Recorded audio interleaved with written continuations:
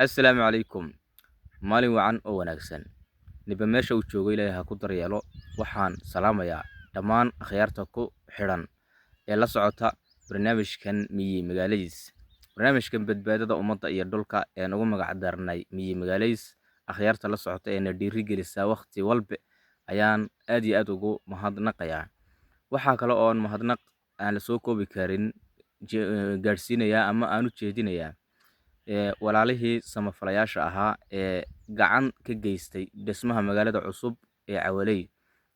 Haddii ay tahay dhismaha dugsiga ama madrasadda iyo haddii ay tahay maskiidkaba, walaalo fara badan ayaa jeebkooda la baxay oo dhisay. Anagu maanan dhisteen, halkan waxaan la imanay uun hadalna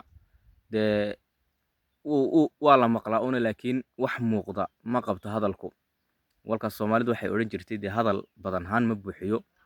Laakiin maadaama uu barnaamijkan Miyi Magaaladiis uu yahay hal abuur cusub oo ugub ah oo aanan weli lala imanin, dad badan ayaa aad iyo aad ugu riyaaqay. Akhyaar baa soo dhaweysay, isla markiiba ayaga ka jawaabay oo nagu dhiirigeliyaba inaan tallaabada aan sii dheerayno. Kuwaasaan aad iyo aad ugu mahadnaqayaa. waa diinta Ilaahay waxa aad wax ka geysateen, waa masjidkii waxaad dhisteen beyt Ilaahay, waa dugsigii aqoonta Qur'aanka kitaabka Ilaahay lagu baranaya waxa aad dhisteen, iyo aqoonaha kale ee noqon doona iftiinka deegaankanba. Dugsigii laga bilaabi lahaa ee seeska ma asaaska u ahaa weeyaan waxa aad bilowdeen. Marka idinka ayaa dhisay magaalada Cawaley. Anagoo hadal baan goobtan la imanay inaan bulsho baraarujino, inaan qaylino, inaan aan soo samayno barnaamijyo bulshada iyo wixii in la qabta ahaa, inaan ugu yaraan ficil ahaan yar muujino. Walowba waab aan dhisne magaalo yar meel iska joogsano oon odhanno waa halka magaalaan halka ka dhigaynaa, waab yara ka dhisno wixii karaankayga aad xabad jiinkada anagu ma soo iibin karayn. Waxaan ahayn laba nin oo iska taag yar. Ilaahay baa awood leh, awood dhaqaale aanan haysanin. Xataa gabaabsi ku yahay waxa ay ku soo raaci karaan mooto yar iyo wax yar ay meelaha ku yimaadiin ku adag tahay oo ilaa iyo dambiki iska soo lugaynayo dhulkan iman jiray ayaan ahayn. Laakiin Ilaahay baa ogaa inay halkan ay noqon doonto magaalo. Maanta ay intaayo arday ah 100 arday in kor u dhaafaysa baa noo diiwaan gashan. Weli hadda isdaba dhacay oo soo socda 200 300 inay kor u dhaafaan toddobaadkan dhexdiisa ayaa dhacda ama suurtagal ah. Marka waxaasoo dhan anagu ma ogeyn, Ilaahay baa ogaa. Markaasaa liajligeed walaalihii ka jawaabay gacanta ka geystay isla markiiba nagu dhiirigeliyay inaan hawshan aan guntiga u xidhno oon muujino. Walaalahaas ayaan aad iyo aad ugu mahadnaqaynaa una ducaynaynaa. Ilaahay waxa ay la baxeen miisaanka xasanaadka Ilaahay ha ugu buuxiyo, adduun iyo aakhiraba Ilaahay ha ku anfaco. Sidoo kale walaalo badan oo Soomaaliyeed oo daafaha dunida kala joogo meel kasta oo na dhiirigeliya ayaa jira oo u riyaaqay barnaamijkan.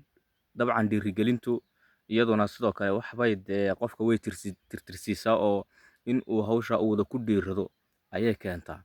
Laakiin haddii niyadda la iska dilo oo la isdhaliilo, la iscambaareeyo, la isku dheeldeelo, qofku moral jab buu qaadi karaa. Laga yaabo inuuna dadku dabcigooda iska kala duwan. Dadka qaar markii la xumeeyo ama la dhaliilo sii dhiiradaa jira, laakiin inta ugu badan dadku way moral jabaan. Marka walaalaha Soomaaliyeed ee meel kasta ay joogaan bana dhiirigelinayna taageeraya u riyaaqay hawshan, iyagana sidaas oo kale waad mahadsantihiin baan leenahay. Waan sii wadaynaa geediga, halkan joogsan mayno. Cawaley ma noqon doonto magaaladii ugu dambeysay ee barnaamijka Miyi Magaaladiis uu keenay, ma noqon doonto. Waxay noqon doontaa insha Allah tii ugu horeysay ee uu ku curtay. Waan sii wadaynaa marka aan didabada insha Allah aan u joojino, waxbarashada aan si fiican u tayano. Laga yaabaaba in ay halkaasi ay noqoto hoy ay caruurtu ku xireysan yihiin, ayna ka rawaxin, ay ka teginba oo ay ku helaan cunadooda iyo labiskooda iyo jiifkooda ay ku helaan halkaasi hoy noqoto ayaaba suurtagala. Ilaahay baan ka sugaynaa taana inuu suurtageliyo. Waan ku taabnay, waan ku rajo weynahay. waa baahida deegaanka taala ayaaba dhigaysa in ciyaalku ay xaroodaan ay degaan. Sababtoo ah reer miyi weeyaan waxa meesha degani maahan dad tuulo oo meel isku urursan maaha. Waa reer miyi intaas oo faraq waa kuwaas halka meelaha golaha iyo intaa buurood aad arkaysaan ayay ka sii wada jeedaanay meelo dheerdheer.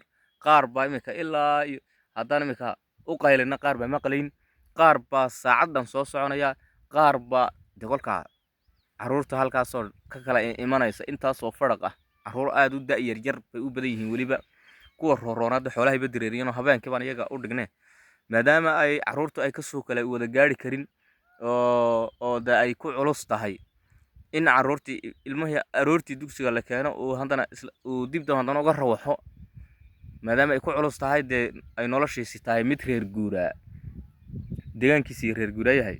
waxaa aad u wanaagsanaan lahayd carruurtan inay xaroodaan oo meeshan hoy laga sameeyo.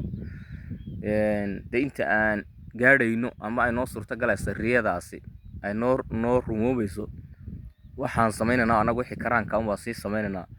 reeraha baaq waan u dirno waxaan ka codsanay reer walba inuu soo dhawaado oo uu meesha goobta dugsiga waxbarashada uu ku soo dhawaado si ay carruurtu ay dee si fiican wax ugu bartaan ayna masaafadu ugu dheeraanin oo ayna dib ugu noqonin ayaan ka codsanay.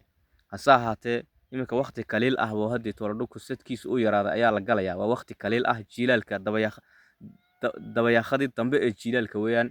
sida la ajliga daaqii baa yaraaday dee maadaama ay dadkuna bulshaduna xoololey tahay reer walba waxay ku qasban yahay xoolihiisa inuu ka fikiro oo dee meel ay ka dareeri karaan oo aybaad iyo biyaba ay ka gaari karaan inuu ku dhawaado ayuu ka fikiraa. sida la ajligeed ba u kala dheerdheeriyiin u kala fogfog yihiin reeruhu marka ay meel keliyaata ay ku tuulmaana dee way xaalufiyaan sabadka oo u abaaroobaa. sida la ajligeed ragga xoolaha aadka u dhaqa ee xoolaha jecelay meelaha ay reeruhu ku badan yihiin ma degaane way ka dheeraadaan. marka maadaama baahida taa iyaga ay baahi u arkayaan dee ay maadaama waxay ku noolaayeen ay dee dhaqanayeen ba ay xoolo tahay xoolahaaba iyaga aad iyo aad muhiim ugu ah. laakiin haddana waan kala dardaarmaynaa inay waxbarashada ubadkuba ay ka muhiimsan tahay waxaasoo dhan. dad badan oo waxgarada ku jira aabbayaal ubadkooga keenaya soo daadahaynaya baylaha iyo waxa ay hawle lahayeen dhulka soo dhigay halkaa noogu imanaya ayaa jira. insha allah inaan la baraarugo dugsiga loo soo wada dhawaado ciyaalku ay dee ay iyagoo aanan dhibaato marin waxbartaan ayaan ku rajo weynahay inta aan helayno hoy ay dee carruurta noogu xereysnaadaan oon wax ku barno hadduu ilaahay yidhaahdo. waxbarasho keliyaati ma ahan cawaley. insha allah waxa aan sii wadi doonaa dhismaha magaalada Mr. Banaagi shalay toolaan dejinay qaabkii magaaladu ay u tegi lahayd isgoysyadii iyo wadooyinkii waxaasoo dhan waan isla sahaminay. isla toddobaadkan dhexdiisa dugsiga inuu noo yar biiro oo hadduu alla nagu simo aan xabadday qol ahoo weyn oo 5 mitir ayaan dhisnay qol kale oo saas aan ku biirino ayaan isagana saasoo kale aan rajaynaynaa. iyadna waxaa kaloo meesha nagu jira dhismaha magaalada waan sii wadaynaa waan sii ballaadhinaynaa hadday tahay musqulo oo nadaafadda magaalada sida loogu dadaalo oo dee dadku meelaha saxarada iyo ay nadaafad darro iyo xanuun aan ugu dilaacin musqulahan ku dadaalaynaa haddii alla yidhaahdo in musqula loo qodo ama kanayfiya loo qodo. ugu horreyn halkan masjidkaan u qodaynaa inta kadibna kuwadda shacabku leeyahaan baan mid kasta inuu qoto oo dee halkaas ayaan iyagana ku dhiirigelinayna oo jagooyinkiina u mitirino. waa ka hawlahaasa insha allah noogu xigi doono. cawaleyna waxay noqon doontaa magaaladii ugu horreysay ee barnaamijka magaalays tii ugu dambeysay ma noqon doonto. waan sii wadaynaa dadaalka halkan markaan iska dhammayno dee dhidabada u taagna dee ay dhabbada marto waxaan tegi doonaa meel kale oo cusub. waan isla soconaynaa dhammaanteen. aad iyo aad baan islaamayaa. assalaamu calaykum waraxmatullaahi wabarakaatu.